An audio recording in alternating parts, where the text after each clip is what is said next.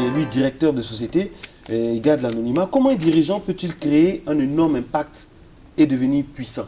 C'est sa préoccupation. Ça. Oui, comment un dirigeant peut créer un énorme impact et devenir puissant, c'est ça? Ben, je voudrais dire que le leadership est régi par des lois qu'il faut respecter. J'ai dit qu'on ne dirige pas par rapport à ce qu'on ressent, par rapport à ce qu'on pense. Il y a des lois qui régissent le leadership. Et donc, il y a une grande loi qu'on appelle la loi du cercle rapproché, qui enseigne que tout dirigeant est influencé, ou j'allais dire, le potentiel de tout dirigeant est influencé, n'est-ce pas, par ceux qui lui sont le plus proches.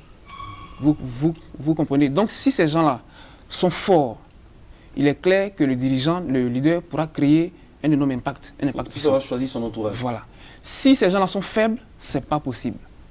Vous comprenez? Donc, vous comprenez aisément pourquoi est-ce que ça ne marche pas quelquefois dans nos équipes, dans nos gouvernements et autres. Parce qu'on voilà. dit souvent si vous faites du copinage, je suis désolé, mais vous n'aurez pas de bons résultats. Parce qu'on dit souvent que la force d'un chef, c'est de pouvoir déléguer son pouvoir. Mais les déléguer à qui? C'est ça? Mais les délégués à de bonnes personnes. Vous touchez un autre élément qui aussi rentre dans le cadre du leadership qu'on appelle la loi de la délégation de pouvoir.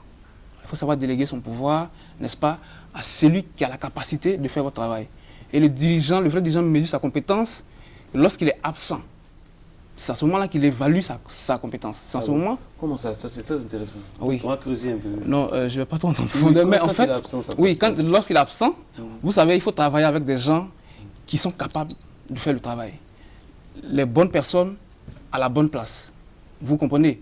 Lorsque vous êtes absent, c'est en ce moment-là que vous verrez si effectivement vous avez un bon impact, si vous avez une bonne influence sur vos collaborateurs, sur vos subordonnés, par rapport aux résultats qu'ils vont vous donner, qu'ils vont présenter, n'est-ce pas, dans les sites de leur fonction.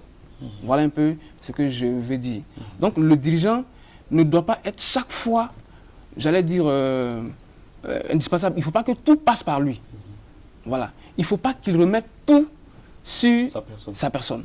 Il faut, n'est-ce pas, confier les tâches, j'allais dire, bien déterminées, bien définies. Et montrer ainsi l'importance des autres. Tout à fait, j'en venais. Voilà, donc il faut montrer aux gens, il faut montrer aux autres également qu'ils ont la capacité, eux aussi, de diriger comme vous le faites.